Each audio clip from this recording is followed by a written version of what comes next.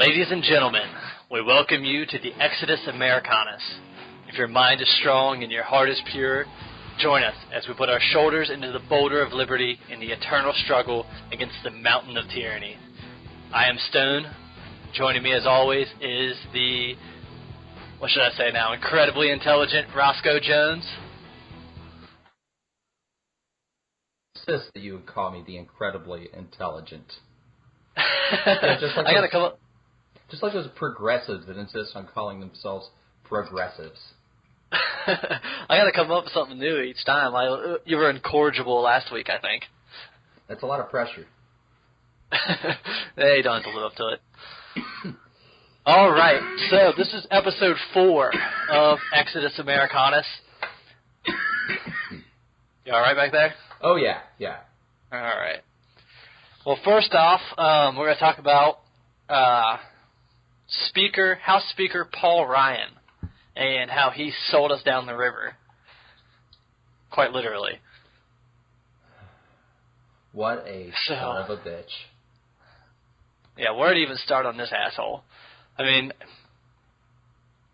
he was 4 years ago or 3 years ago, he was Romney's vice presidential candidate. I liked him then. I hate him now. I mean, in 3 short years, he's gone from, some guy you'd want in office and the golden boy of the GOP to the goat.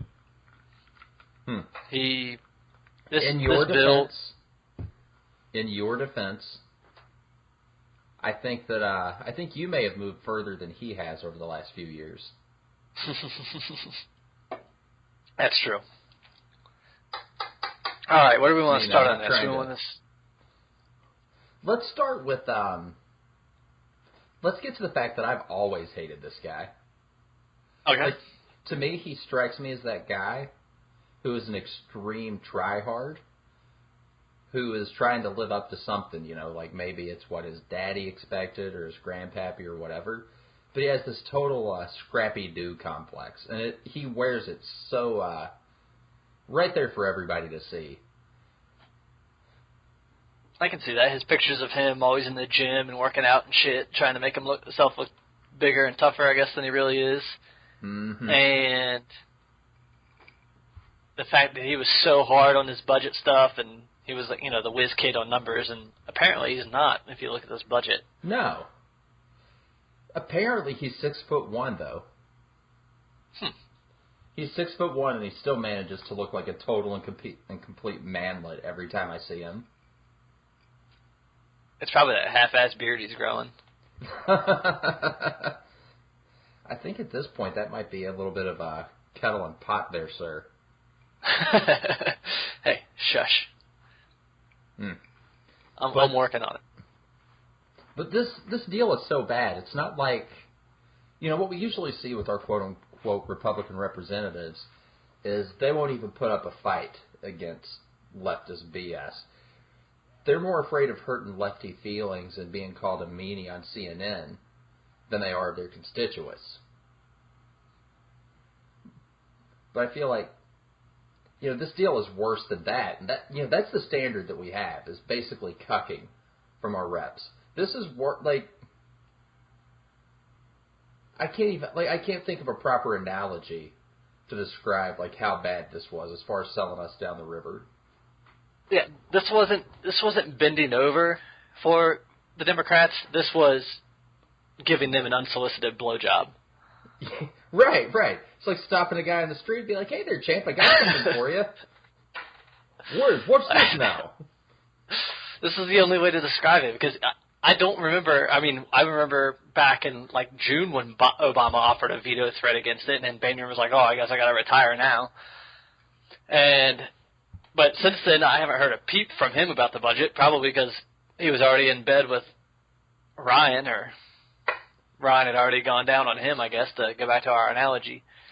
I mean, this is just complete and utter bullshit. I mean, the number one thing that conservatives wanted this, I guess the top 2 things were to stop the refugee program and immigration program. You can count those as 1A and 1B, if you will. And right. 2, stop federal funding of Planned Parenthood. And what happened in this budget?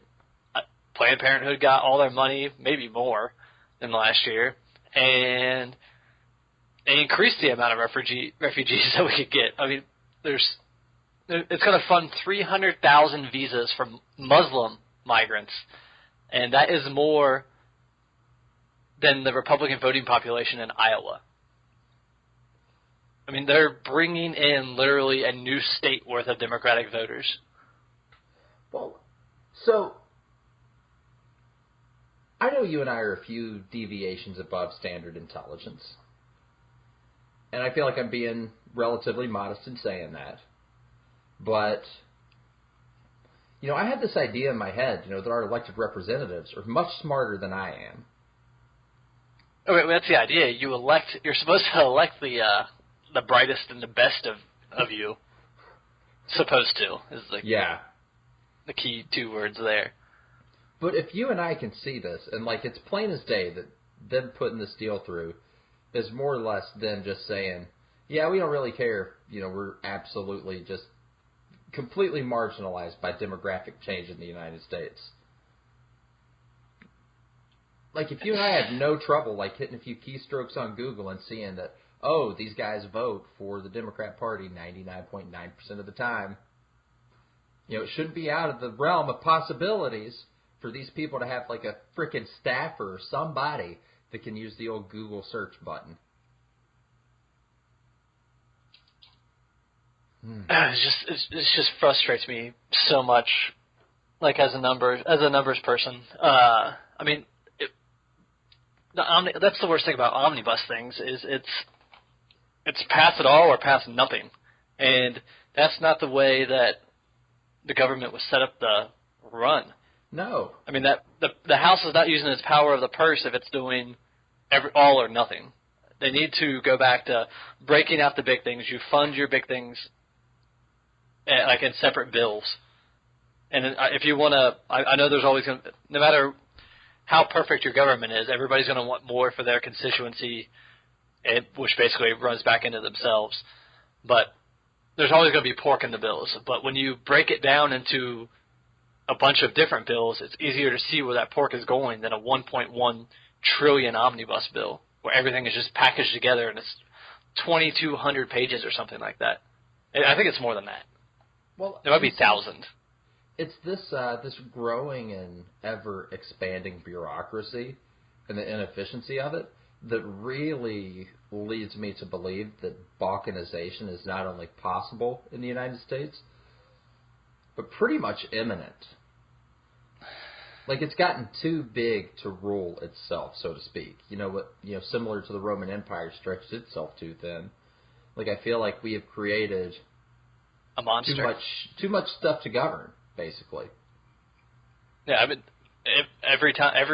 there's probably a couple of new bureaus or something included in this. Just, we need a bureau of LED light bulbs. Hurt feelings.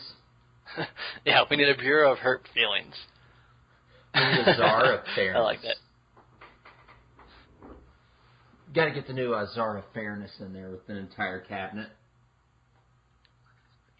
Yeah, he needs 1,200 people underneath of him who are in top management positions with each 500 people below them, making $75,000 a year minimum. At least. I mean, if we're really going to enforce this fairness and equality, we either got to get everybody on the payroll or everybody on welfare. Cloward and Piven, man. That's what that's what the Muslim influx, or not even the Muslim influx, just the immigration influx is doing. They're gonna overwhelm the states and crash the system. That's textbook Cloward and Piven. Well, what's funny about you mentioning Cloward and Piven, I feel like you're a little bit closer to the mainstream than I am, just because I'm so intensely radical in a lot of my political views. I feel like that's a fair assessment. Yeah. But a decade ago, Cloward and Piven is something the mainstream would never, ever consider uttering. And, to hear you talk about it, I've heard it on, Beck, Rush, Hannity. Heard Cloward and Piven come up multiple times. I think it's pretty funny. I mean, I haven't heard it. I haven't heard it on those shows in a while. I mean, I don't listen as much as you do to them. I try to catch it when I'm driving in between clients, basically. But yeah, I mean, it's just been something in the back of my. I think I learned about it back in college in one of my business classes about.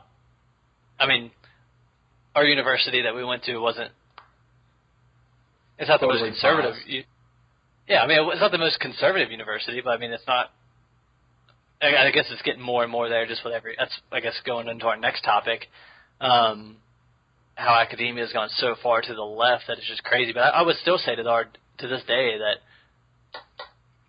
where we went wasn't that leftist. I never got that feeling anyway. I don't know about you. I also feel like at kind of the time that we were in college, we were riding the last cresting wave of American excellence, if you will, coming in from the 90s. Just our age and our demographic. Like, yeah, it was the absolute end, and we were the last ones to actually land on the beach.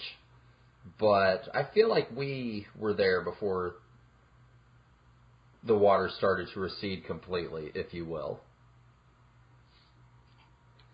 Like, yeah, I feel like the dildocracy has increased by magnitudes since then. Yeah, I can 100% agree with that. But before we go into the into that part, I think that's a third topic we want to hit today. So going back to the first one with Paul Ryan and the budget, it's $1.6 billion. I know that's not a lot in the terms of. In terms of the entire United States budget, it's a very, we have a very large GDP, and we outspend that by leaps and bounds with our budgets. But $1.6 billion to resettle immigrants arriving at the border, and that's just the southern border. That's just yes. What a sad connotation. I mean, that song used to be about coming to America and working hard and getting ahead and living the American dream. Now it's coming to America and stealing that American dream from the people who have been here and are trying to work hard and trying to raise their families. Well, once again, to what do you call it, a foreshadow of a later topic, who do you think that Neil was singing about in that song? He wasn't imagining people that were coming over here with their hands outstretched. He was imagining people with that, that frontier industrious spirit. Those people who wanted to come here and put their back into the soil and make it worth more than it was before they got here. And I'm pretty sure he was mostly thinking about European immigration. Yeah. Like, let's be real here about that time frame and everything. All those people wanting to escape from the crushing boot of communism. Hey, I mean, come here, work hard, and you can eat. Mm-hmm. Not be forced into labor and stand in bread lines for maybe your share of bread, or go into a grocery store that is empty. I was reading something the other day on communist propaganda. I mean, and how it looks so cool. Like if you look back on communist propaganda. Oh, such sharp lines and the high contrast. It is brilliant graphical design work. But they would, obviously that would make its way over here just a little bit, but over there in Soviet Russia, I mean, it was everywhere. It was, in every building. It made its way from where? I said it made its way over here in like little bits and pieces. From where, though? You said it came over here from where? Soviet Russia.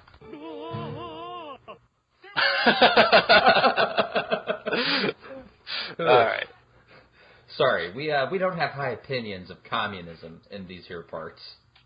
Yeah, but I was reading it, and they were saying, how bad capitalism was, but they would have the sign right outside the grocery store, and you go in the grocery store, and it was barren. And they're like, oh, yeah, like these people are starving over in capitalist America, and we're over here with our empty grocery stores. It was just one guy talking about that, so. But, I mean, I don't know how accurate it was when their sample size is 1. But, it seems like, from everything you hear coming out of I mean, it's been 30 years now, basically. 25 years. Post-communist Russia. Wow. Just all the bullshit that the government would put out that the people didn't even believe. Which is why I guess it fell so quickly after it started crumbling. Well, you think about what went into allowing America to be great, and one thing you think about as far as pre-industrial age materials that were available, just an unbelievable amount of prosperity that was ripe for the picking by a very K-selected people. So a huge amount of resources plus K-selection. I think our plus system.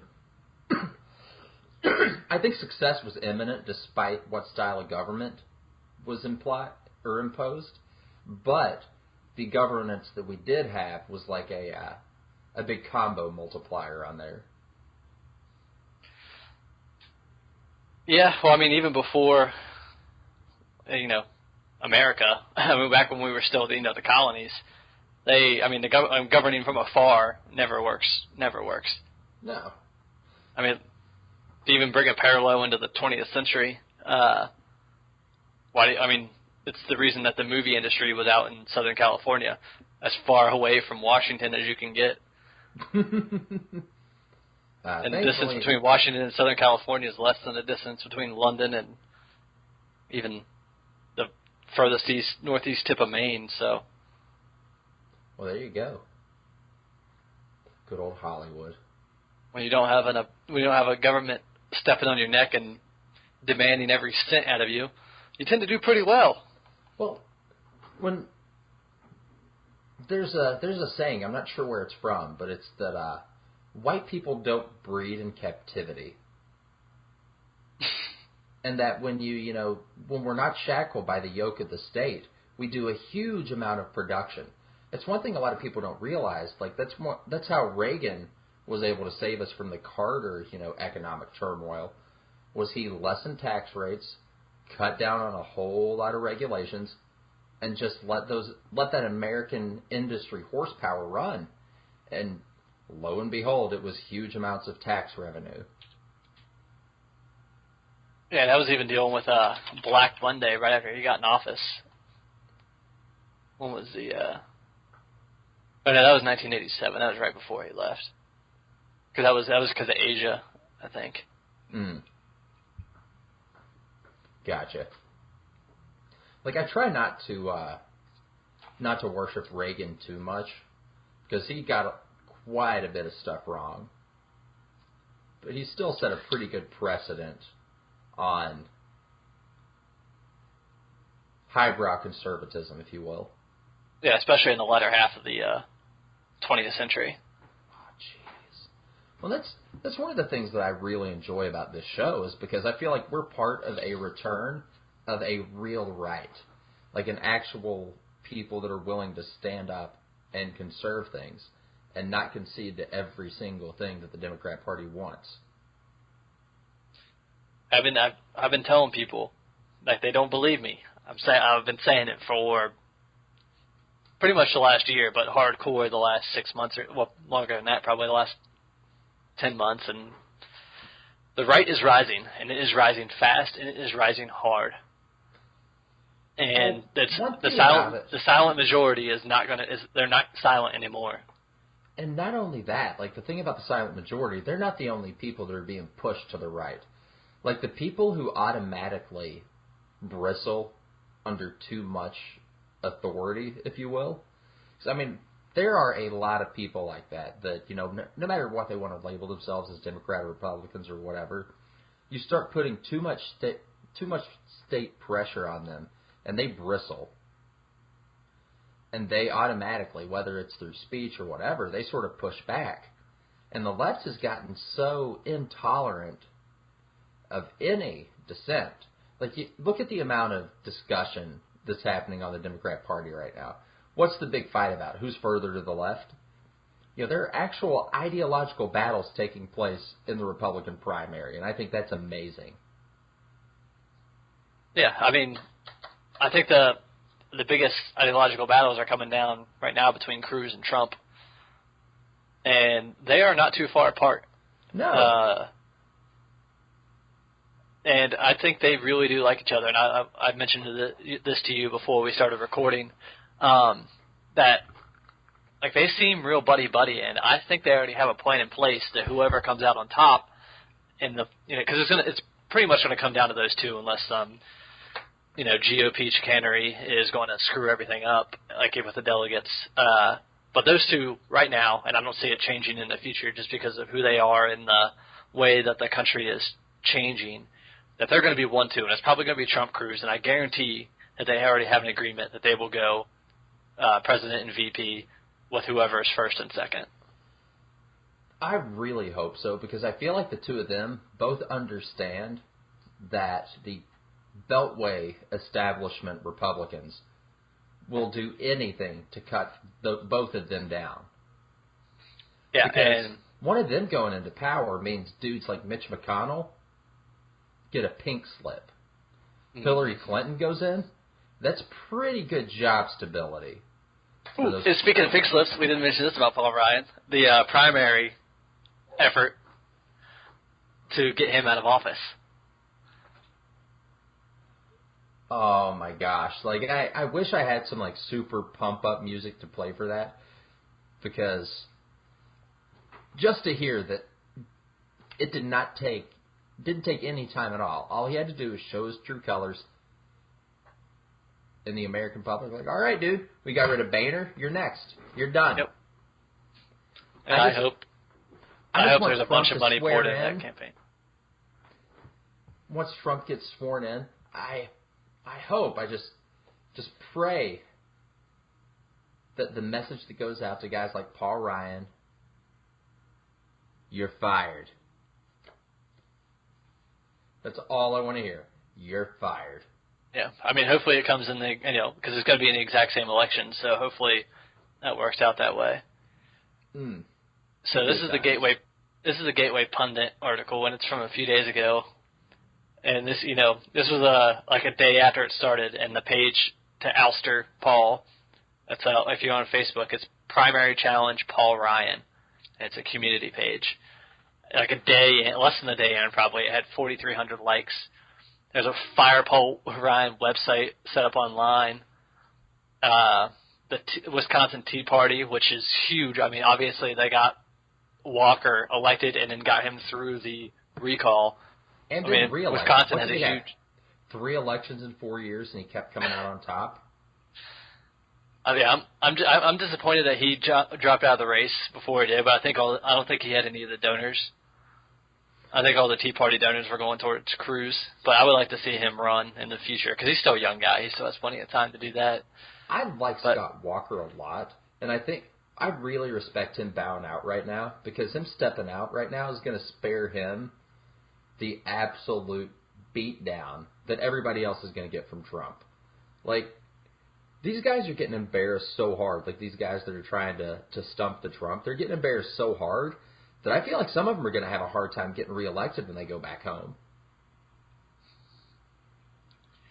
Like Lindsey Graham? Oh, my God. He dropped out today. Jeb Bush has got to be next to go. I mean, Carly Fiorina, she can pretty much fund her own campaign for a little bit if she needs to, and she should probably stick around just to keep the female voice in there. But yeah, some of these people, Kasich, he's polling less than 1%. Is Pataki still in there? No one knows who any of these people are. Like, no. They are, like, I feel like they are being pressured to stay in there by the establishment, just so their guy doesn't look like so much of a clown. Like their guy being all Yeb. Did I pronounce that right? Yeb Bush? Yeah. Yeb Bush. Yeb Bush. So we got Yeb, Ben Carson, Chris Christie, Ted Cruz, Carly, Jim Gilmore. I didn't even know he's been on the minor card all the time. Huckabee's still in it, but Huckabee will be in it for forever. He's got all the evangelicals brainwashed. Kasich, Pataki, Rand Paul, Marco, Santorum is somehow still in there, and Donald Trump. And Donald Trump. I like Bobby Jindal, but he was never going to get elected just because of how shitty Louisiana is. Yeah. In pretty much everything. Poor Louisiana. They do the best they can, though. They got a big oil industry. That's about it. And some people who don't really speak English. I would say they do their best, but they most certainly do not. Have you seen Yeb's campaign logo? No. I'm just going to link you it real quick on Facebook. It's the Wikipedia article. Oh, geez, It how looks bad like, is it? It looks like somebody did it, like, just in Word in a day. No thought to it. It's pretty much the Comic Sans of campaign logos. It's even got the exclamation point. Hold on, I'm trying to find... Really?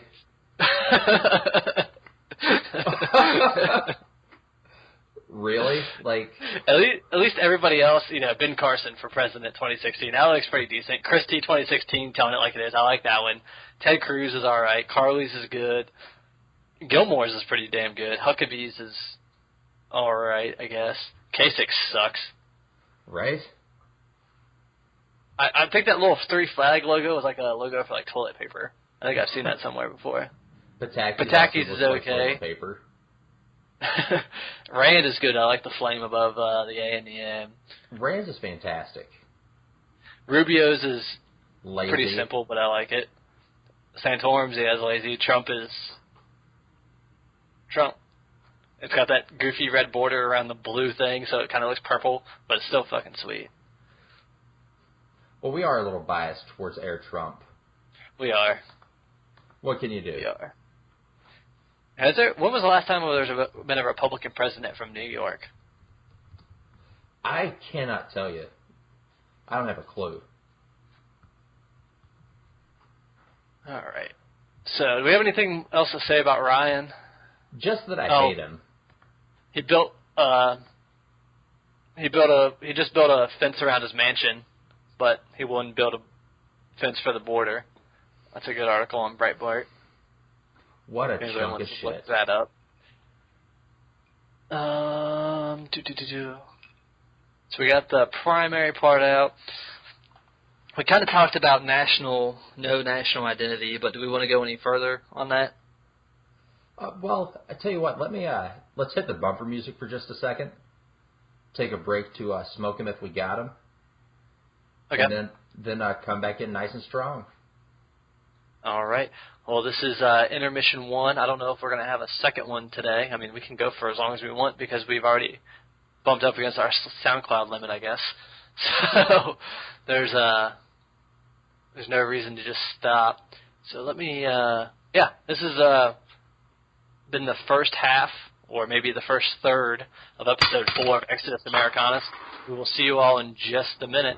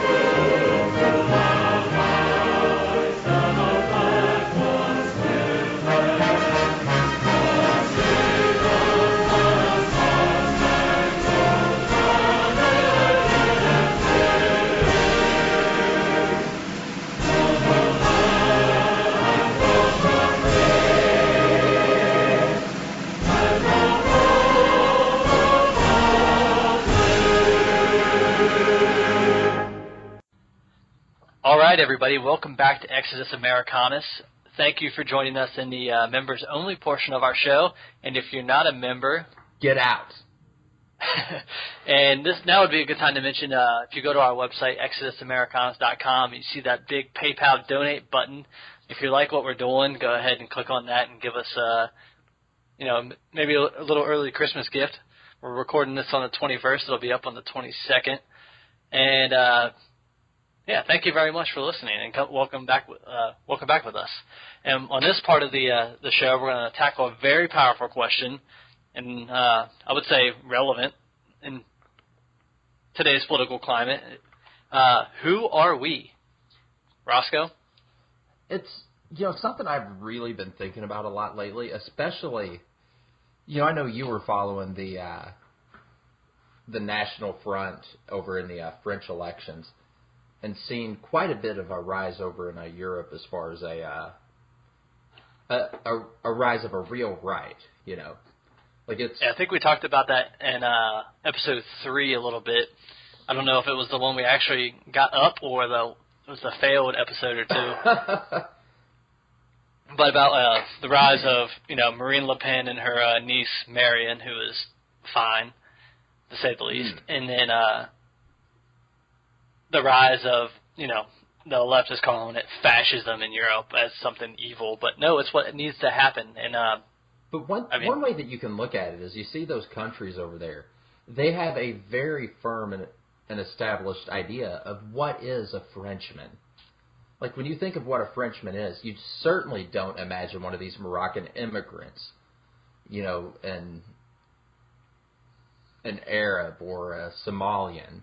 That is not what comes into your mind when you imagine a Frenchman. There's a really old meme on the internet, and I heard it back before. I think I even knew what a meme was.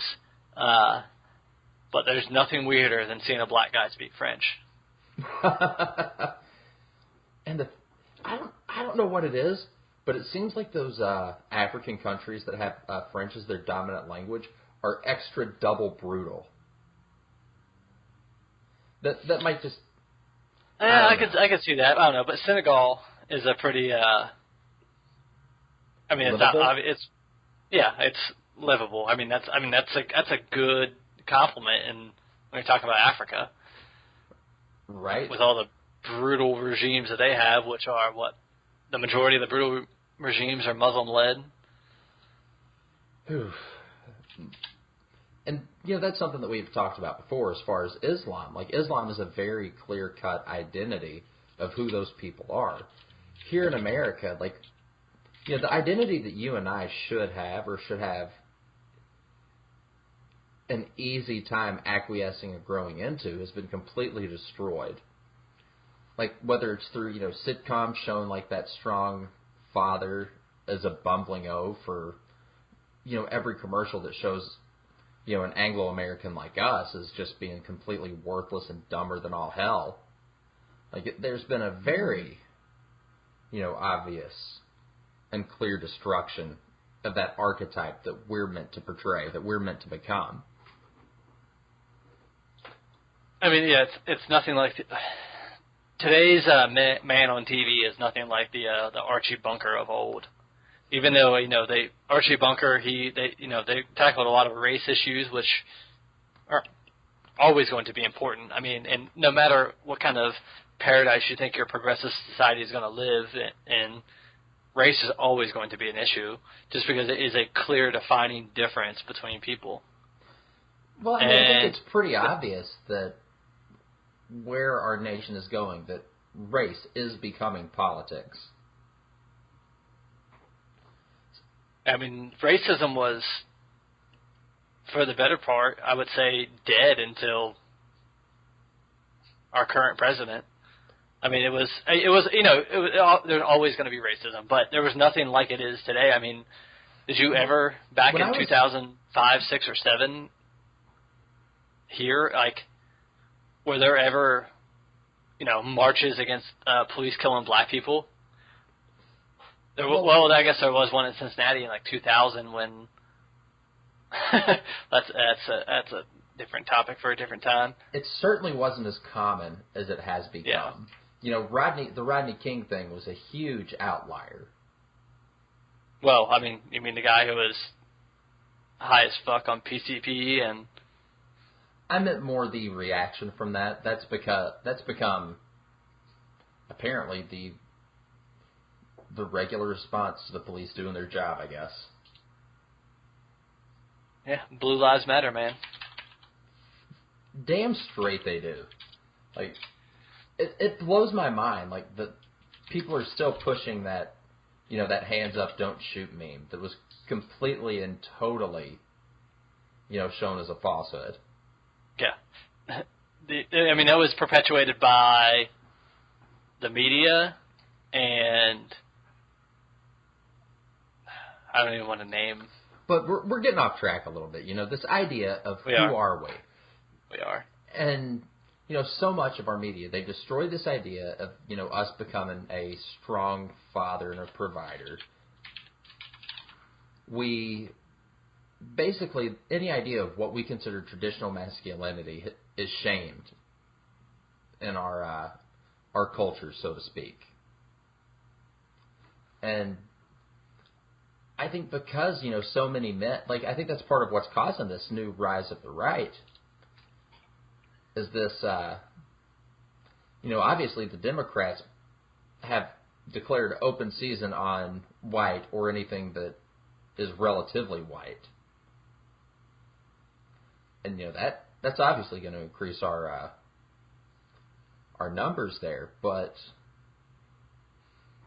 a lot of people think, when you get as far right as us, there's this stereotype that, having any racial interest as a white person automatically means you're a skinhead neo-Nazi. I certainly don't feel like either of us fit into that, that violent and trashy portrayal of, racialized white interests. Yeah, and this goes back into, I think, the Black Lives Matter movement, where they can have their black groups who won't, or their minority groups who won't let any white people in, and that's not racist. But us wanting to, protect ourselves and our interests automatically makes us racist. Whether that is in, I would say the things that we champion are in the benefit of everybody. I mean, obviously, it's hard to grow up in America, or at least when we did, and be an American and divorce yourself from the capitalistic ideals and the American ideals where every man is created equal and every man, if he works hard, can contribute to society and be and benefit from said contribution. Right. And well, the fact that we're being punished politically for this is absurd, and yeah, that's why I think the right is rising now, because we've been dealing with this since Wilson, basically, in 1917, when the League of Nations, it's been 100 years that we've been dealing with this, and it's just gotten worse and worse and worse. I mean, I think, did we talk about this on the break with, the civil rights movement? It was legislation was taking white pressure for what Christian morality had already done. Yeah, like the Selma sit-ins or the March on Selma and all the sit-ins. That was going to lead. The state laws were going to change, and the National Guard getting called to keep the black kids out in Alabama. That was a catalyst all over America. Just because that racist Alabama governor did that, it's in Forrest Gump for crying out loud. It was going to change whether the government stepped in or not, which is how everything changes. Whether the government is always late to the party. Always. But here's a question that I think that we would be remiss to not ask. How's Selma doing? Oh, probably worse than it was back. It's back then. Really bad, Mr. Stone. It is very bad. The situation is so bad there that the only business, they couldn't keep any businesses open. It's become a total and complete food desert. A Sonic reopening was big news. Didn't stay open long, though, because of robberies. But what are you going to do? Selma has more or less become a third world nation right here in the United States. I did not know that, but I could, based on your question, I could you guess. Can ascertain from my tone. I could. And speaking of food deserts, did you ever notice that they are in all the food deserts are the areas where the local leftist city council has voted to keep out the Krogers, the Walmarts, the Aldis. They're like, oh, let's champion the mom and pop shops, but the only shops we're going to have with groceries are going to be your corner grocery where it's $8 for a gallon of milk. Well, I think it's pretty well established at this point that leftists don't into economics. I understand. I'm all for supporting mom and pop shops. Like I try to. I mean, I love Amazon. I think you do too. Mm-hmm. But I stop in the local restaurant, the local store from time to time, just to, even if I buy something small, I'm in there buying something.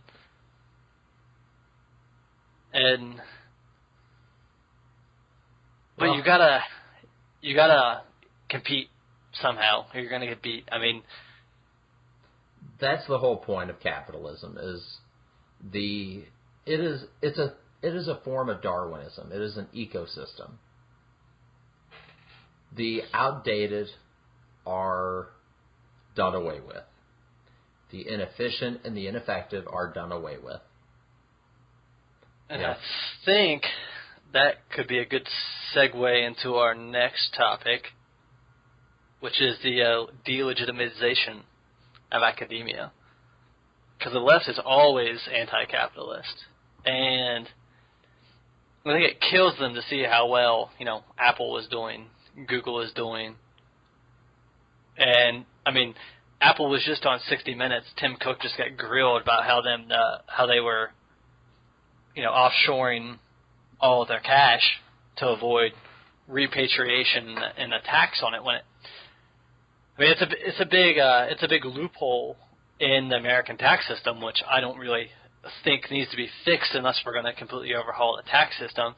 But basically, you could declare a lot of your money as being earned in, Ireland or Grand Cayman or somewhere where the income tax is very low, and you just sit your cash over there. When you have a big enough business such as Google or Apple where you can operate without bringing most of your cash into the United States, then you don't have to pay tax on all of your earnings, and you can continue to operate as a business. I mean, Apple's war chest, so to speak, is like $220 billion. I don't even think the U.S. government has $220 billion in cash right now. No, and the funny thing about it is, how, whether or not he believes it, how much leftist, propaganda does he spew every time he opens his mouth? The guy is, he's as far left as, Hillary Clinton. Oh, if not further. I mean, all the billionaires are leftists because they don't want to see anybody else get where they are. They want to have their influence there. They're barriers to entry that they can erect to, close out actual competition. Which is one of the basic functions of government, is to keep that from happening. Mm-hmm. But you can still be a capitalist and still be in favor of a minute amount of antitrust regulation to keep the company from being ran by oligarchs, which is kind of how China and Russia are being run right now. And it's one thing, something I believe that you recently discovered yourself is that monopolies do not occur without a strong central state apparatus, to enforce and enable them. Yeah. So that's it's two sides of the same coin, I guess. On one side, you need government regulation to stop a monopoly, but on the other side, too much government regulation enables a monopoly. I don't really think that.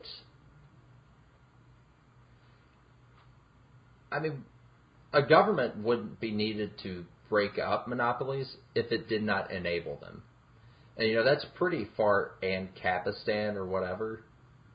But I am, pretty I'm pretty laissez-faire when it comes to my markets.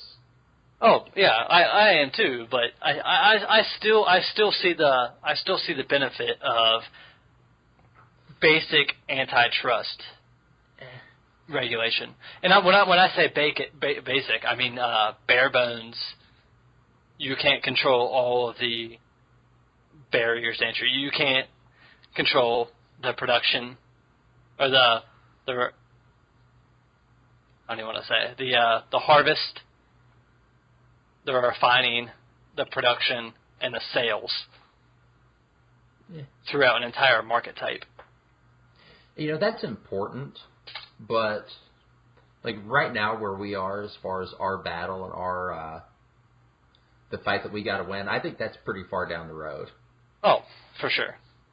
I mean, yeah, that's tiny. I mean, we need more. I mean, as much as I hate Apple and the only Apple product I own is an iPad for work. I'm still very impressed, and I wish I would have bought back into their stock right before the iPod came out.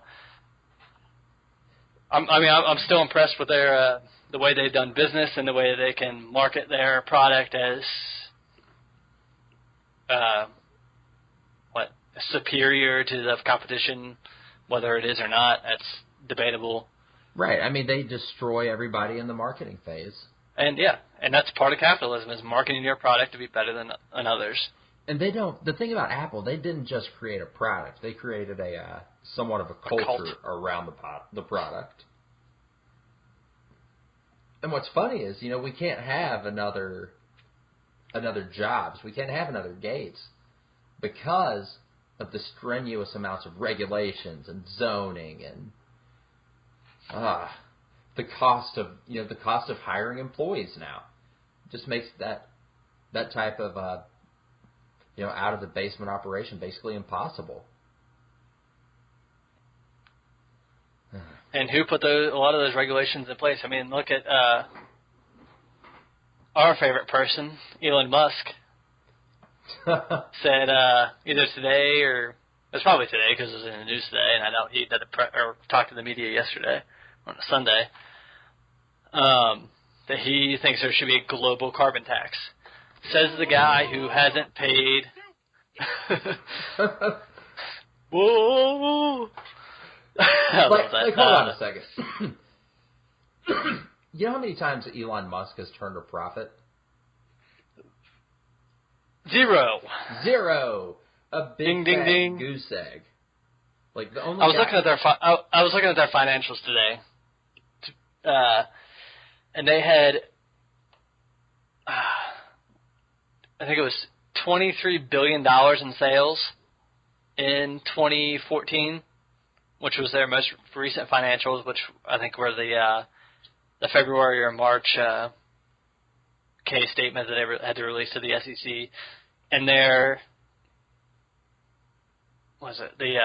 provision for income tax was like it was less than $9.5 million. And the reason I looked into it, the reasoning they gave for that, the massive increase of like in 2013, I think it was like 6 or 5.3 million, and then 2013 was only like 2012 was only like $940,000 in income tax. And the reasoning the increase was because of foreign tax. So they are offshoring all of their negative profits, or offshoring all their positive profits, and repatriating their losses. So basically, a concise way of putting that would be to say they are publicizing the risk while privatizing the profit. Yeah. So let's say they paid even if they did pay $9.4 million in tax, which is tiny for a corporation their size. And it was. We are getting way, way off topic.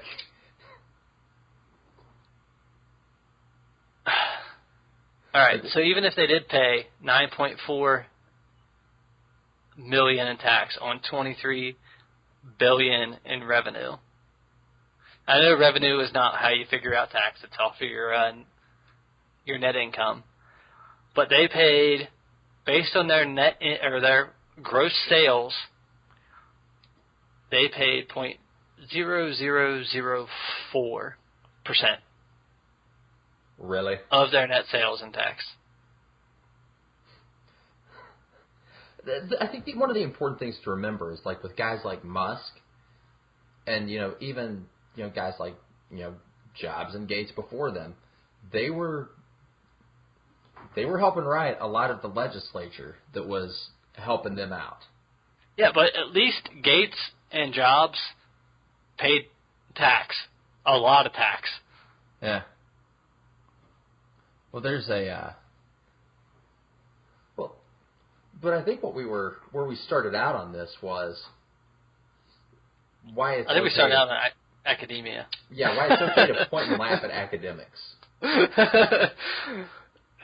Yeah, just so everybody knows, if this is your first episode listening to us, this is how all of our conversations go. We talk about something else comes up, we move on from that, until we realize we're about 6 deviations off topic, and we try to bring it back and connect everything, but it doesn't really work.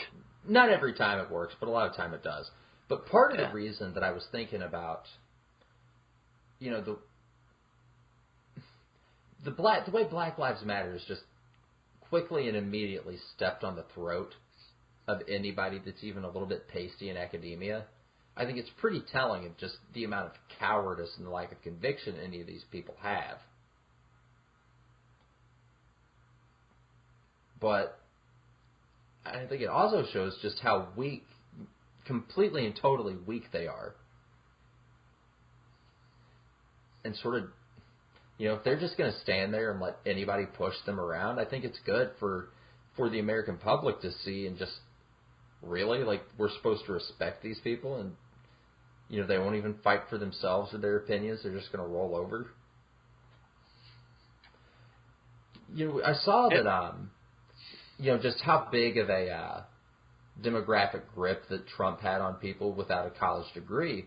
And I think a lot of that has to do with, these people didn't get their 4 years of cultural Marxism programming. No, that's a great segue into our next topic, actually, because, I think the academia and Trump go hand in hand. He's got. I don't even think Trump has the super rich on his side, because he won't take their money, and they're the ones who want to. They're the ones who can afford to buy campaigns and get what they want. Jeb Bush. Guys like Sheldon Adelson. Yeah, I actually saw. This is off topic again, but Adelson and Trump had a meeting, and they came to some terms, I guess. Which is not exactly bad. He's the biggest donor, and I don't think he's given Trump any money because Trump publicly refused to take anybody's money. Sheldon Adelson is such an open borders piece of trash. Just, like, you can see his fingerprints all over our last Congress. But I don't think it hurts to have him on Trump. If Trump can talk him into... If Trump can make a deal to not have to fight him... I think the deal was that Trump would not be so negative, or at least tacitly support Israel, that Adelson would back away from the immigration part of it. I hope so. That's what Trump is supposed to be, right? A deal maker? The great negotiator. So, like, when I hear, Trump is meeting with Sheldon Adelson, who I absolutely loathe, that doesn't bother me. Like, that's a guy that Trump has to either fight or bring along with him. Yeah, that's what I was saying. That's a good thing to do. He's the money bundler, and he's got so much money. He's the I don't even know if I want to go this far. The George Soros of the right, even though they kind of have the same end game, I guess. Yeah. That's a dangerous topic to delve into right there, my friend. That is. George Soros is he's probably a 3 or 4 hour episode, maybe a members only topic. Whew. Like, where that's the episode where we need to be in the same room at the same time with at least one big bottle of bourbon. And maybe some mushrooms. That was a good day. All right, so what are we on? I think we're still treading the line between academia and Trump. What do you want to go to? Do you want to go to? We got this from the Telegraph on how universities are killing free speech with their political correctness. That's a UK-based article, which is it's still relevant to us over here in the States. Well, we have Oberlin College and Lena. I don't even. What's a terrible pejorative for her? Lena Dumpyham, I guess. I don't know. I mean, the girl who put on Girls on HBO. Which, if you've seen one episode, then you probably need to wash your eyes out with bleach. Look, I'm just gonna call her exactly what she is, and it might sound a little pejorative, but nobody freak out. She's a frumpy Jewess. Let me. The best part about any of these funny things that Roscoe says is just Google image some of these things. Some of frumpy Jewess Google image. I've got a picture of Senator Lieberman sleeping. I don't know how that works. Let's see what else we have. It's basically just a bunch of frumpy Jewish dudes. Well, put in frumpy Jewess Lena Dunham, and the first picture is, in fact, a frumpy Jewess. Oh, it's awful. Oh, it's terrible.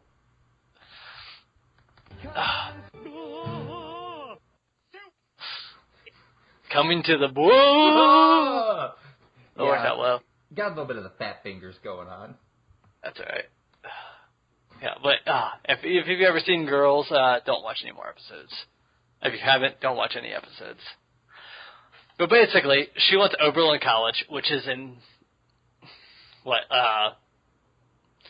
New York Post calls it ultra liberal. I would go further than that and say outright commies. Yeah, a communist college in Ohio. But I'm sure everybody has seen this by now. They were in, because it's been all over the news. Their students were in an uproar because their fried chicken wasn't black enough. Their sushi wasn't Japanese enough. Their Vietnamese sandwiches weren't Vietnamese enough. And they were insensitive, and they were appropriating these other cultures. And the way the New York Post describes them, which I think is perfectly, it's the perfect statement, gastronomically correct. Well, I think it just goes to show, the average blue-pilled Republican that these charges of racism, that they're all completely fraudulent. That there were no actual racial transgressions of any merit. It was people trying to use the club of political correctness to destroy someone else. So my favorite part of this, though, is General Tso's chicken is not a traditional Chinese food. It's an American food. And they said they wouldn't eat it because it wasn't Chinese enough. And one student was quoted as saying it was weird. So she wouldn't eat it. Weird. Was it free? I mean, it's probably part of their tuition. The sushi rice was undercooked in a way that, according to one student, was disrespectful of her culture. She said, Tomoyo Joshi, a junior from Japan, said, if people not from that heritage take food, modify it, and serve it as authentic, it is appropriative. I don't know who that person is, but she needs to be taken on a very short helicopter ride. We're just taking on a helicopter ride back to her country. No, I'll just take her on a... The joke there is a helicopter won't make it from California to Japan. Yeah, but I was planning on being in the helicopter, too, with the first scenario, when I kicked her out of the helicopter. And we'll give you Boba Fett's jetpack, then. Nice. No, JK, because my fiance just watched... I made her watch episodes 4, 5, and 6, and then I made her skip 1 and watch 2 and 3. And every time I noticed Boba Fett's jetpack malfunctions in the original trilogy, and in the newer ones, Django's malfunctions every time in both movies. Whenever he's so I like you too much to give you that fucked up jetpack. Who is making these Mandalorian jetpacks? Probably that same guy who was that same ISIS guy who was teaching his class how to make suicide bombs and blew himself up and his class. Good for that them. Guy. Good for them. And here's how it works. I mean, like, the thing I love about this, you know, the bitching about the food and stuff, that also goes into delegitimizing academia. Like, how can we possibly take these people serious when this is what they want to fight about? Yeah. You're appropriating my culture, bro. Alright, well, fine. Then Tomoyo Joshi, you're not allowed to eat McDonald's. Yeah, if it's that bad here, if Western culture is so oppressive to you, go back. Yeah. No one is making you go to Oberlin College. You came here on a visa. We let you into this country. If you don't want to be here and eat our food, go back. Just because sushi's undercooked. Don't people in sushi undercooked on purpose? Isn't it like mostly raw fish? Doesn't matter. None of that matters. All that matters is we opened our arms to her and gave her respite and refuge here in our country. And she wants to spit in the face of our charity. From that terrible Islamic theocracy of Japan. But I think the worst part about it is she says sushi is undercooked. Sushi is raw fish, I thought. Fuck that. It just came to me. As we were talking about it, like, I heard about it on the news. Well, I read it first, and then I heard about it on the news, and it never came to me until just now. Sushi is literally raw fish covered in rice. How is it uncooked? You know what? Did they roll it in raw rice without, they didn't soak it in water first? Maybe we should put her into the oven with the sushi. Mm. Now I really want sushi. I had sushi once, and that was enough for me. Oh, man. Every now and then I like it. All right. The only thing raw I eat is... Well, the only raw meat I eat is beef. Oh, man. I'll get down really on some sushi a few times a year. Rare. All right. So, but I think we have this one more article to discuss on this part of academia, and it's the Telegraph's article about the politically correct universities killing free speech. Which this goes directly back into the Oberlin College thing and the Black Lives Matter movement, where they want their safe spaces for everybody they want a space for the minorities. They want to segregate themselves, but they hate segregation. They want to segregate themselves from us, but they don't want us. They want a one-way transaction that they completely control. We are not allowed to have any right of association or freedom of association, but they are. And I feel like that's about... if you look at a lot of the charges of racism, it's basically denying minorities access to white people. And now they're denying white people access to them. I can live with that. I mean, tonight I made my own tacos for dinner. Wasn't that hard? You just appropriated entire culture, bro. Well, they're more than welcome to stop me. Check your privilege. I got something they can check. They can check to see whether or not this is a home that practices Second Amendment rights. Ooh, is it? It is. Oh, okay. The thing that worries me the thing that worries me the most about having a home intruder is the case of tinnitus that I will have afterwards. Womp. Womp. Mop. Mop. Oof. You've seen the movie Yeah, Tremors. this is real. It sucks. You've seen Tremors, right? The classic movie Tremors?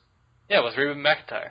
Right. And you know that scene where the Tremor smashes into her and her husband's rec room, as it were? And they just unload all the guns off the wall into the Tremor? It's like, is that the very first scene? It's not the very first scene. It's like... Well, not the very first scene, but it's the beginning of the movie, right? It's pretty early on. Like, they're on the walkie-talkies and everything, going back and forth. And every caliber of gun you can imagine. Like, eventually this huge elephant gun. And all I could think about while I was watching that was, dear God, they'll never hear anything ever again, ever. No. It's like, we sort of... It's something I should probably mention to all of our listeners. If you plan on protecting yourself with a firearm and you have any family in the house, you should probably have a plan on what to do if you need to use that weapon. So you don't accidentally shoot your friggin' wife. Yeah, I mean, everybody needs to have at least a modicum of firearm training, whether that's you going to your local gun range and... Just go talk to the guy at the counter. He will recommend a gun, whether it's... I mean, you should at least have a shotgun. You should, if you tell the firearms guy, like, what you need, and you talk to somebody, they will, set you up. And there's a lot of ranges where you can rent a firearm to practice with. Yeah, I've never been to a range where you couldn't do that.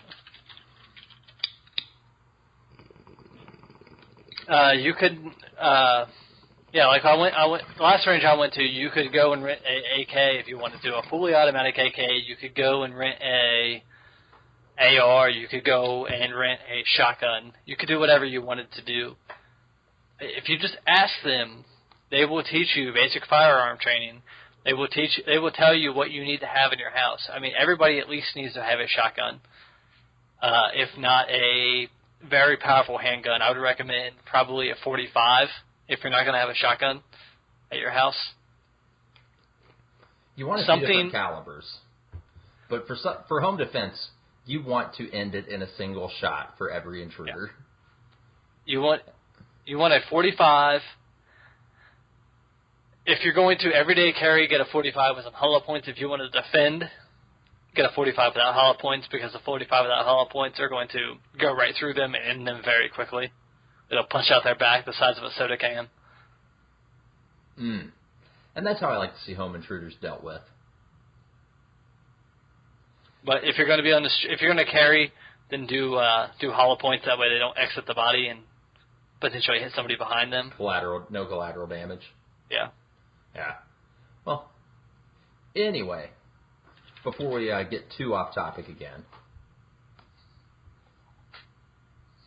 So, for my own personal everyday carry, like one of the things that I like is a 380. It's something small, something I can keep on me. Carrying something like a 1911 is like carrying a 5-pound weight under your shoulder all day. Yeah.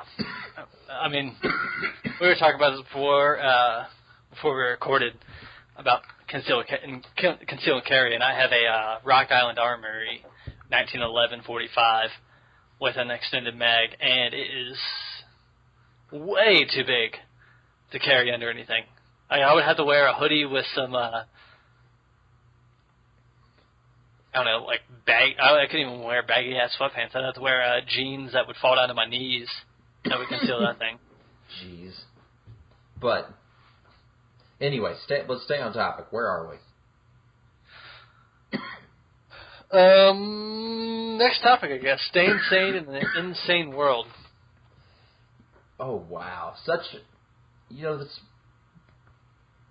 one of the insane things, that article you sent me. Police uncomfortable about revealing motive of Las Vegas strip killer. I mean, why can't they just say that she wanted to kill white people? Lakeisha Holloway. She was apparently, from what I read in a previous article, she'd been living out of her car for like a week or so. She was from Oregon, and the car was registered in Oregon, and she said it was her car, but when I ran the plates or whatever, it was not in her name. And apparently she'd been trying to sleep. Instead of just going to like a parking lot and sleeping, she was driving to like the hotel valets and trying to just sleep in like the, where you drop your car off at a valet. Why? And they kept telling her no. And so she got pissed off, apparently, and drove up onto the sidewalk and killed a person and injured like 30-plus people. None of that makes any sense to me. Like, why was she trying to sleep in the valet spots? Yeah, there's a million other places in Vegas. But, that's sort of what we talked about before. I don't think we were recording about projecting our agency onto other people. Yeah, I think that was during the break, and in this case, our agency is common sense. Right, like, well, let's see, what would be a good idea? I've had to sleep in my car before, and I try to find a nice, unobtrusive place to do it. Yeah, and it's usually after you had a few too many drinks and you can't make it home. Or, I'm on a road trip or whatever, and I got to get a few, got to get an hour or two of sleep in, whatever. And I've slept in the back of my car because I've been too drunk to operate it. Yeah. Got to do what you got to do sometimes. Set that alarm so you get up and pay the meter at 8 a.m. Yeah, whether it's pulling into a McDonald's parking lot or, waking up and paying your meter, you're not going to go pull up into the valet strip of a hotel and say, hey, I'm sleeping here. It's not, Fear and Loathing in Las Vegas, where he just takes out everything in the median. Yeah. And parks his car right there because he's high on every drug known to man. This is real life. It's insane. And, to think that, that the budget deal that Paul Ryan, the omnibus that he threw us under, so to speak, that's insane. The furtherly pushing affirmative fair housing or whatever that it is that Obama wants to do, so he can decide which communities are racist and which communities he wants to destroy. Like, it is absolute madness. The government spying on down the list. Like, I feel that's one of the bad things about becoming, really awakened to where we are politically, is it can be crushing. Cause you to socially withdraw, cause a lot of depression. You just feel like you're crazy and absolutely alone.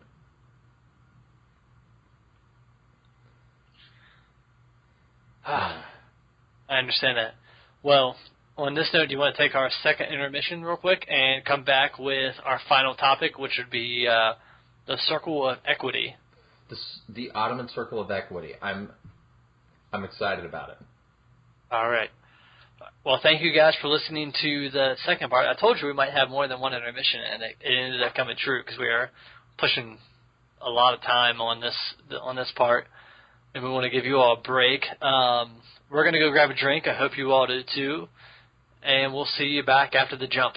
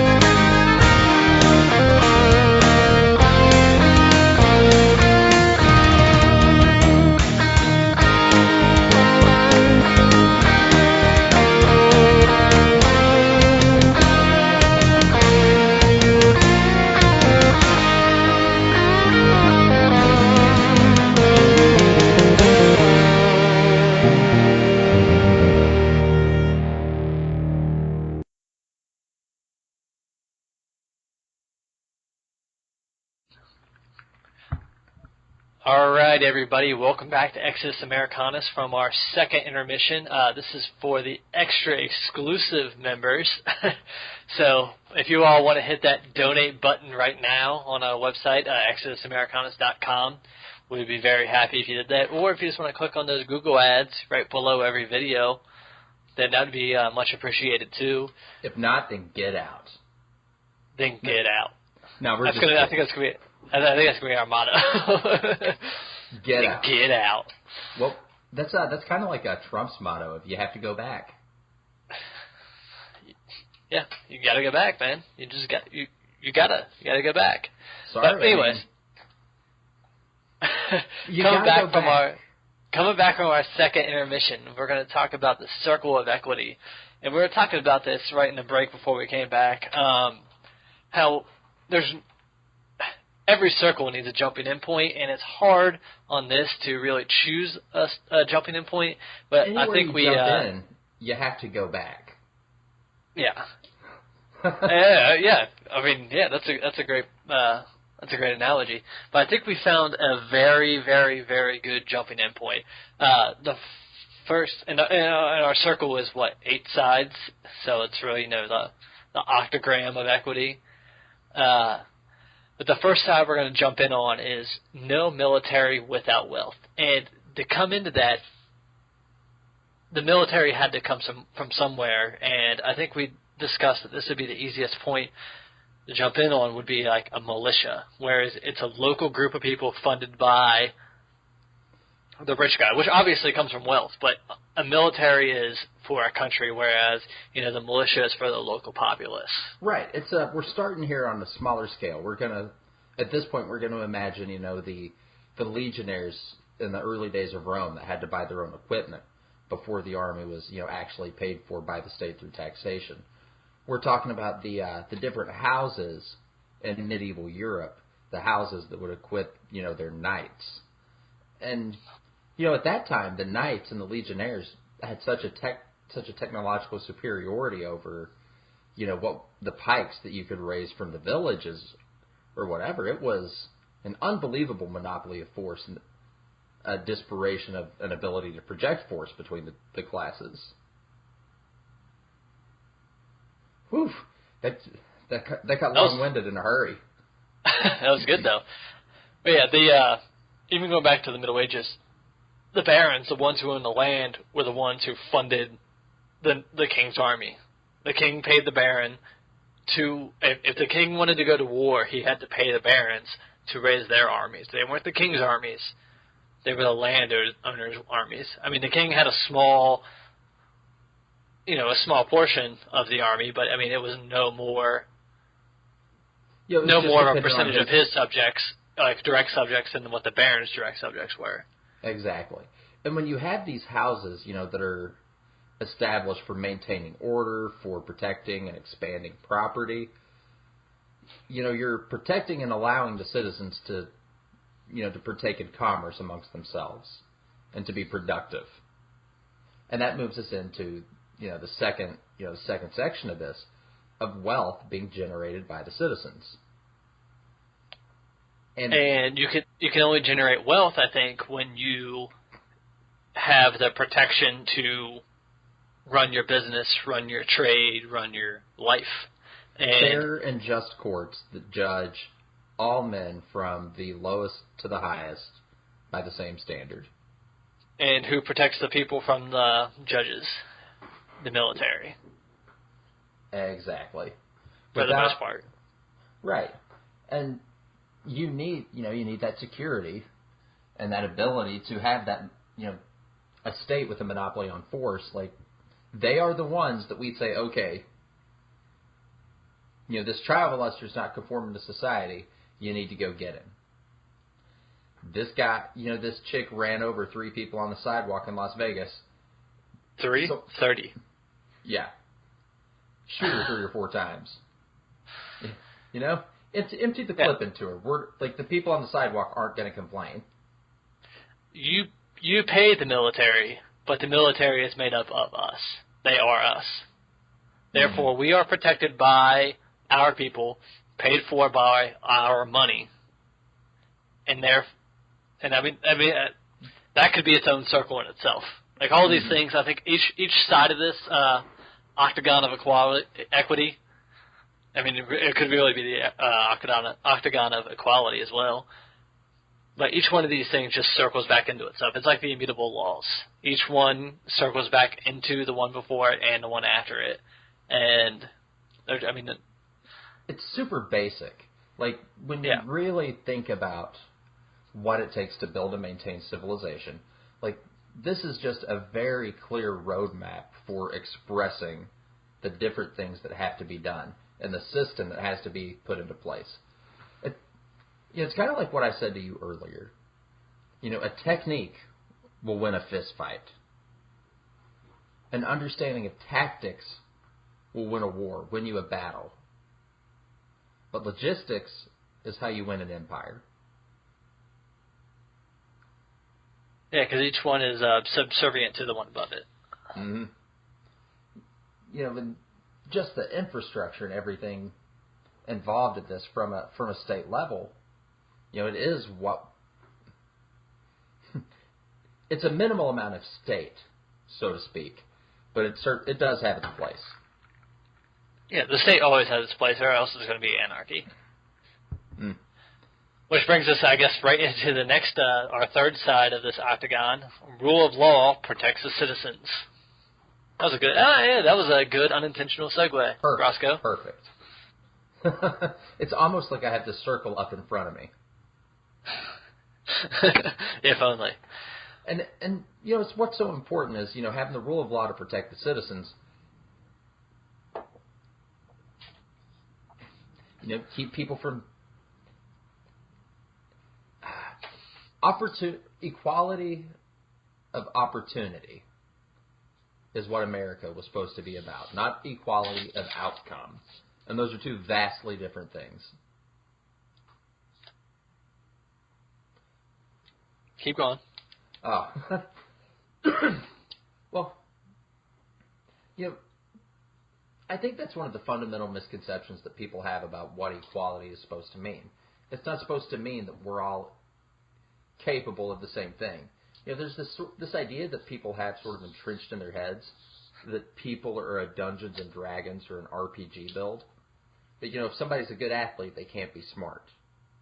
Or if somebody's, physically attractive, they can't be smart or whatever. Not this idea that... Some people can be level 30 demigods.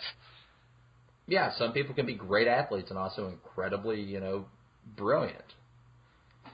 While other people can be dumb as hell and fat as all get out. Sorry, but things like fitness and intelligence follow genetic markers. That's what we breed our best and our brightest. We should, anyway. Unfortunately, we subsidize a lot of dysgenics in our nation.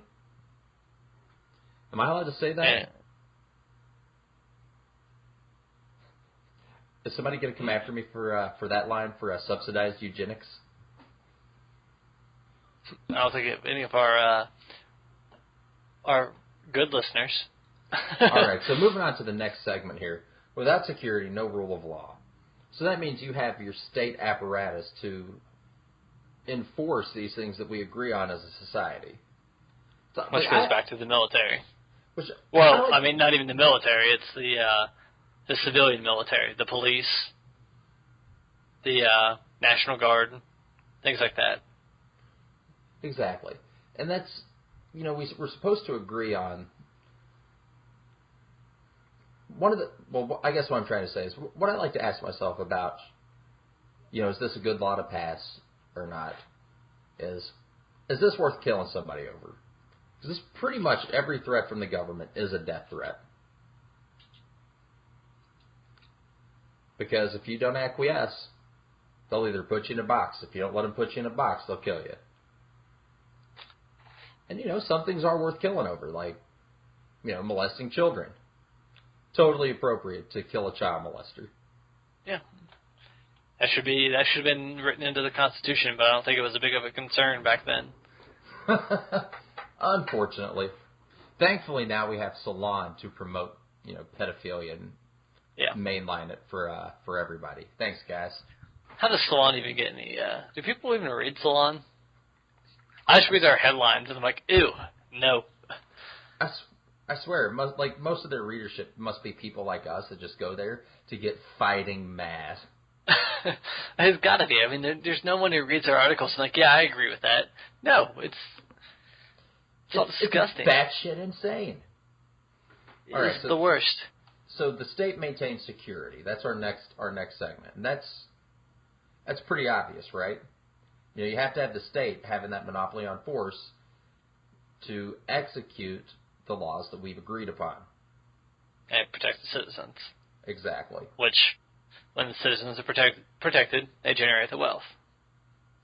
And when they generate the wealth, they fund the militia. Right. Fund the military.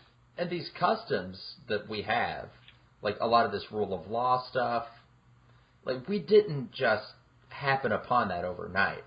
It's been thousands upon thousands of years of societal evolution and trial and error to get to the point where we are now. Like that's where the things like common law come from. You know, that comes from tradition. And those traditions, you know, all of us having that agreed upon culture and traditions reinforces the state maintaining those laws. And until the last 15, 20 years, it was ingrained in our DNA. Like you don't let the child molesters run loose. No, you shoot them in the street. You don't let the communists take over. You shoot them in the street. Right, but it's what we've talked about before is just the delegitimization of masculinity. Like, you know, being disagreeable about anything is just, it's terrible. Like to stand up for something, it's the worst thing you could do. That's what they say anyway. You can't be confrontational about anything. But I'm so good at it, and it's so fun. All right, so traditions reinforcing the state. Moving on to the next one. Tradition is upheld by authority. You know, these traditions that we've, you know, worked out through trial and error, we enforce the ones that work by the people that we have given the monopoly on force. And how do you maintain that authority? What do you need? Tradition. Well, military. I was moving on to the last one. We got to have our military. But you know, you pull up the circle, and you know you've heard us sort of stammer around it in a pretty unorganized way. Yeah, because I mean, it's all like you can't go from. I mean, like we said, it's not really a circle; it's the octagon. You go from one side to the other, and you can see exactly how they cross. On the entire. It's a Fibonacci sequence made of Fibonacci sequences. Yeah. Every section is connected to the other section, and then every section below that is connected to the section. And every section, in and of itself, has a microcosm of the entire concept. It's astounding. It's really concise.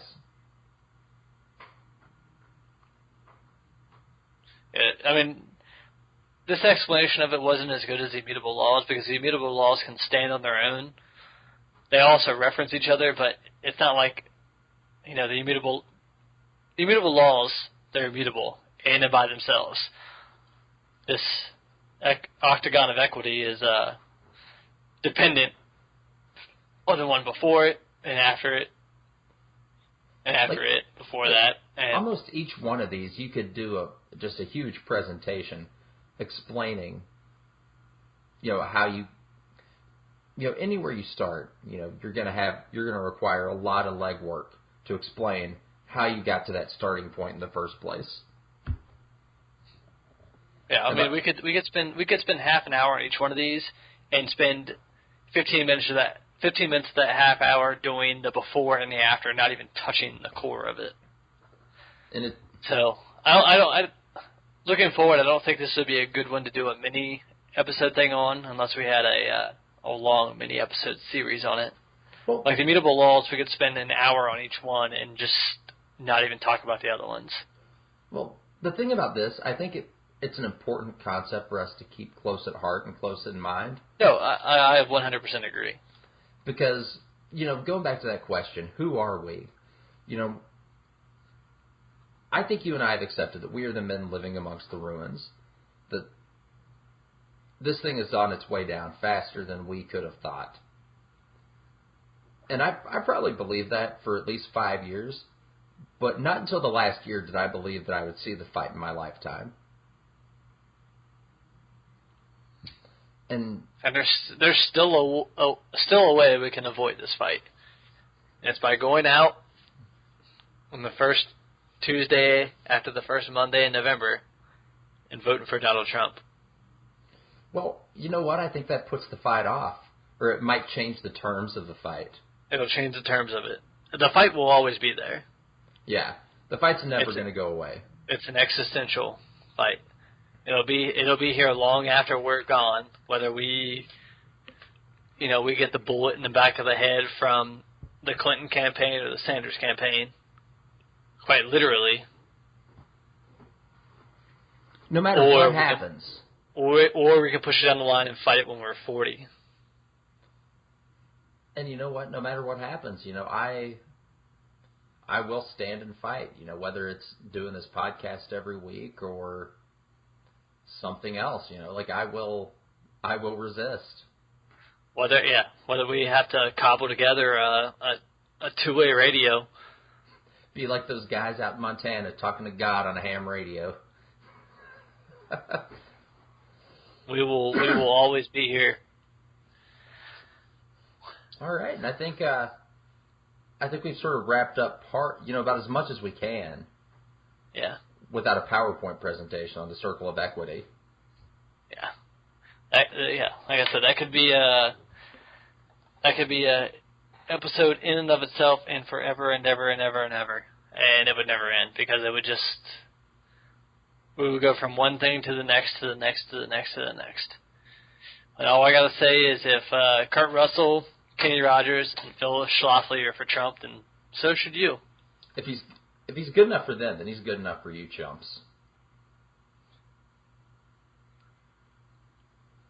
Anything? Oh, let me. I want to get back. You got to go back. Let me go find what I was looking for. Back to the Rodney King. I was reading while you were talking about the great scene from American History X. About where Derek, a.k.a. What's the actor's name? Edward Norton. Edward Norton. Yes, sorry. I'm talking with his mom's Jewish boyfriend about. Oh man, that's a scene in of itself. Oh wow! And that is the one. The first half of that movie is obviously pretty great. Yeah. Whether you agree with the neo-Nazism or not, I don't agree with the racism part of neo-Nazism. I don't think you do either, Roscoe. But the white identity, I think, is what we're trying to get at in all of this. And I think it encompasses a lot in the press obsession with the anti-minority, whether it's true or something that the press made up, which is not all that far off from the truth. I just want to read this little passage by Derek Vineyard. 3 different times Rodney King comes at his officers with the intent to hurt them. 3 times. But since we've seen it on some fucking tampered videotape, the Bleeding Heart media makes you believe that he only comes at them once. All we see is Pow, Coon, and Wine hitting up and he laughs. Brasino kicking him in the back of the fucking skull with his boot. Still, the dumb fucks try to get up and kick their asses. That's how stupid that motherfucker is. Those cops use textbook solid tactics, and if Dad were still here, he'd say the same damn thing. And then his mom says, it doesn't make it right. And Derek says, yes, it does. Yes, it does. They're cops. They are taught to use that stick, and they did. And then the Jewish guy says, excessively. Derek says, no, appropriately. Appropriately. Cops have been granted a certain amount of authority by society, and white people, unfortunately, are the only ones who acknowledge it. It acknowledges a cop's authority. And there you go. And we are not. I am 100% saying that we are not pulling the racism out of this. We are not saying that cops beat him because they were racist. The cops beat him because he came at them 3 different times, and just because it wasn't on the videotape doesn't mean that it didn't happen. Was that an ugly incident, those men stopping them? Whether it was justified or not, yes, it was an ugly incident. Yes, but it's always an ugly incident when men beat other men. Exactly. But sometimes a level of violence and force is required to neutralize these negative aspects within society. And if you don't have the guts to accept it, and you don't have, most of us don't have the guts to exercise that authority. Because it is an ugly part of human existence, and most of us we don't want that. That's why we delegate it to the police. That's why we delegate it to the military. And yeah, there are some. I guarantee there's some injustices out there, but there's always going to be injustices out there. Whether you have your progressive utopia or you have your libertarian utopia. I guess I would call it a dystopia because it'd be anarchy. I think the most important message that I want to get out from our podcast is that there is a cost to civilization. And it's a violent one. Yeah, it is built upon violence. And, if you don't have the guts to participate in that, at least have the good damn sense to stay out of the way of the people that do. Hashtag Blue Lives Matter. Hashtag Blue Lives Matter. On that note, thank you all very, very much for listening to episode 4 of Exodus Americanus.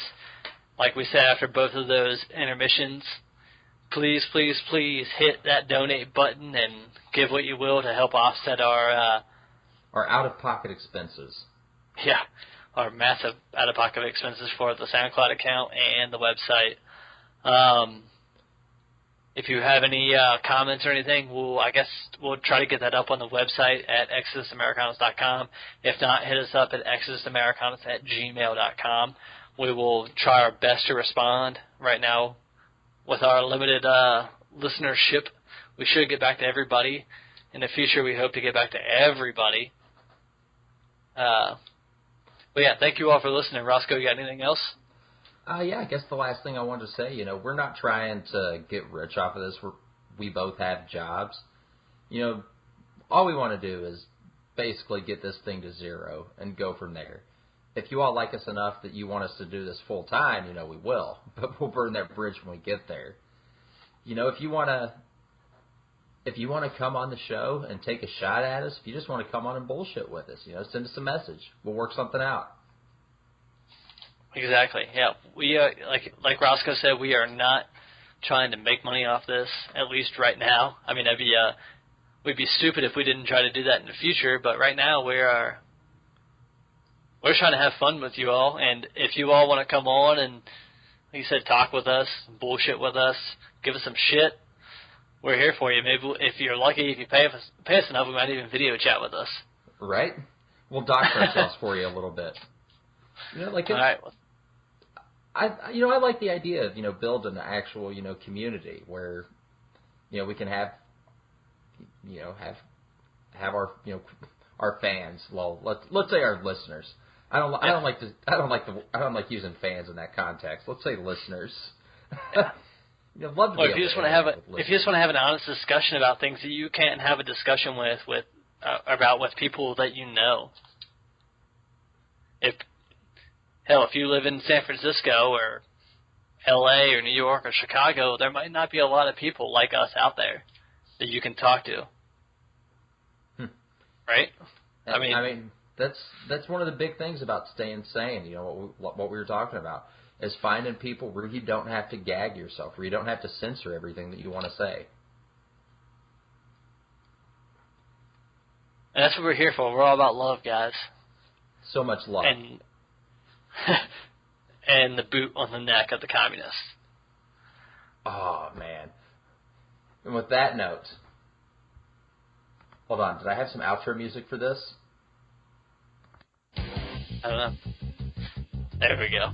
All right. Thank you all very much for listening to Exodus Americanus, episode number 4. I think that our previous title was Throwing Us Under the Omnibus, which I really like.